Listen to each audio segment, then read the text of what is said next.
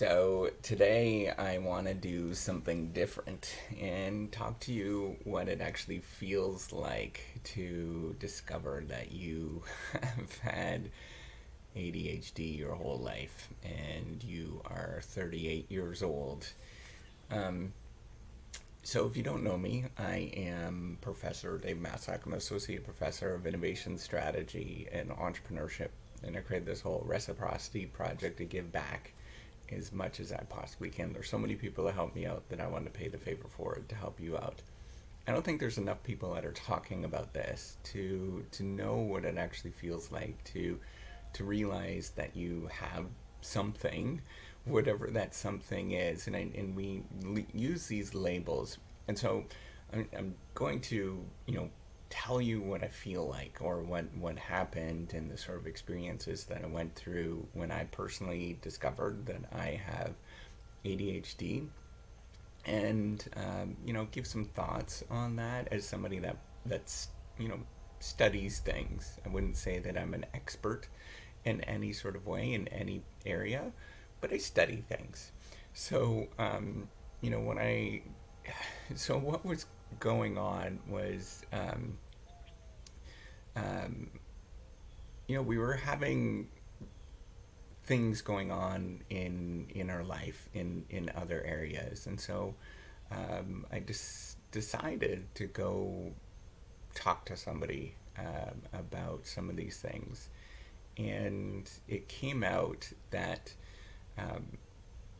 that there was a possibility that I might have ADHD. So I did the test, and the test came back like pretty much it's the only test I've ever aced in my life.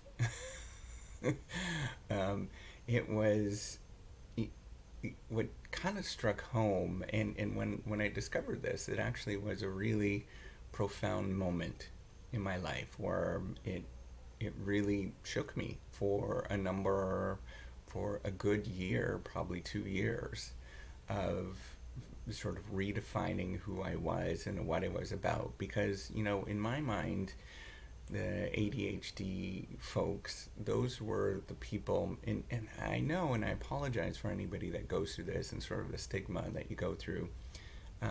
It was always the people that were sort of hyperactive and the people that were sort of running around the classroom and disrupting a classroom and stuff like that. And growing up, I was never that kid. I was never that kind of person that was disruptive. I was very kind of calm in a lot of different ways, but very absent-minded, extremely absent-minded.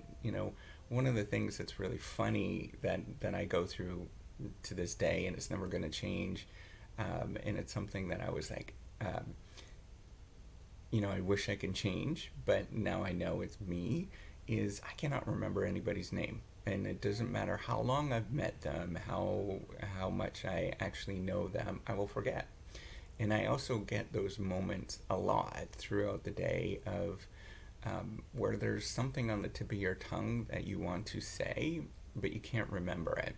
And that happens to me hourly, every 25 minutes. You can even tell how I'm talking. You can sort of hear that I sometimes I struggle with sort of getting my thoughts out and words out, and that's part of what's going on, I believe. And so I have and actually there was a moment in my life that was like, oh my God, I had a tremendous amount of shame from it for years, and it still sort of shames me, is that, I was in the classroom in my undergrad. I did an engineering undergrad, and this is about year 3 or 4, and somebody was sitting behind me the whole time for years, and she turned around and she asked me, "You don't know my name, do you?" And I was blank. I didn't know. I had no idea. And to this day, if you were to explicitly ask me, so if I knew you for 5 years and you asked me, do you know my name, I probably won't be able to respond right away. Or if I do, there's a tremendous amount of, um, panic that happens. I'm like, oh shit, don't screw that up. So you will. This is a phobia of mine, of being sort of put on the spot to know something like that, and it's because I can't recall things very quickly. Um, so, here's the thing. As I've been growing up, and what I sort of felt is, the first thing was when I found out as an adult, um, it was a lot of relief to know that there was something to explain why I was feeling or dealing with the things that I deal with, right? So I have a tremendous amount of anxiety, um, and that is very symptomatic of somebody that has ADHD. I've always had that. Looking at not having I can't sleep very well at night. Things like that are just part of who I am. Being sensitive to emotions, sensitive to if something is hurting on my body. For example, I'm like, I'm always hurting. So there's a lot of things like this that sort of come together, and every time that I'm like, oh, that's really weird. Why did I think of? And I find out that it was sort of symptomatic of what is going on, and so there's a lot of relief that happens. And for me, actually, there was a lot of sorrow.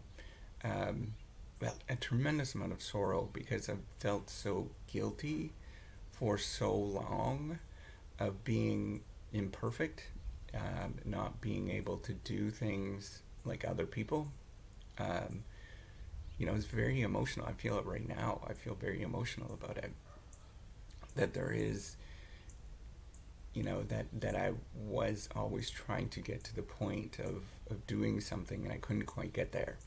And I think that this is really a normal experience that a lot of people that have ADHD experience, is that that you can do it, but you just can't quite get there often. I'm not on the medication. I've had that sort of conversation multiple times with, different folks, different physicians, but, um, and, I'm 41 years old at this moment. I don't really need to take the medication. I know my life probably would get sort of better, but I've learned how to cope and deal with it. I would say that I'm pretty successful, I guess.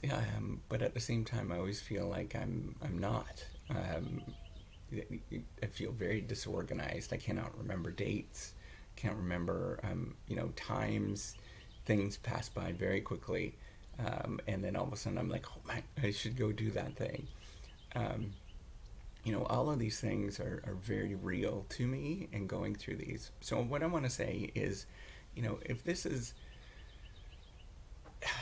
if you're going through this and you've sort of discovered this later on in life. I know some people sort of discover this early on, but if you discover this later on in life, um, go easy on yourself. I think that is an important thing. Um, we do probably have a lot of sort of shame or guilt, for some of the things that we've gone through, and there's really not much that you can do, because that's who you are, and I think that's where I've come to terms with it. I'm sort of gradually come to terms with it. I don't think we ever do come to terms with things, but I've come to realize that that's who I am, and that's okay to have those things. In fact, it's probably a gift, because it has taught me adversity. It's taught me to sort of push through things. It's taught me to be independent.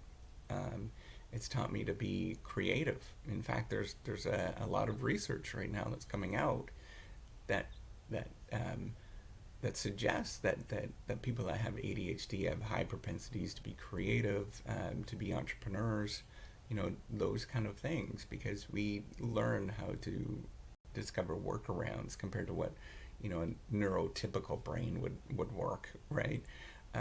So what I want to say is, if you're going through any of these things and you're going through any of these motions, just be kind on yourself. I think it's so important that we are kind, and to know that when you find out, it's going to be a long process of discovery, and you will sort of. It's like when I moved to the United States. So I'm Canadian. I moved to the United States about 2012. It's now 2021, and I thought there was like no difference that was going on between Canada and the United States when we moved here. But as I've been here, I've realized that there are so many cultural differences, and you just discover them a little bit at a time. And so as you go through this, and as you sort of go through this journey, just realize you're probably going to have the same experiences where initially you're like, well, that's them and not me. And then you realize, like, oh crap, that is me, as you find out. And then you start finding little things. You're like, oh, that's why I'm like that. Or, oh, really? Okay, that makes sense why I think that way. And all of those things come out. And so just know that, just be easy on yourself when you have these things. And you'll have these sort of micro moments as you're going through it where you're like, oh crap. You constantly are going through it. And that's okay. I just want to give this message out for anybody that's going through this or going through anything else that's related. Just be easy on yourself. I think it's a process of discovery, and I hope by the time I'm 95 I've figured myself out. But we probably won't when we get to that point either, and we're always discovering and thinking through all the things that we've gone through. So with that, be kind, be nice, be kind to yourself, be nice to other people, and have a wonderful day. Give me one of these if you like this. All right, take care and have a wonderful day.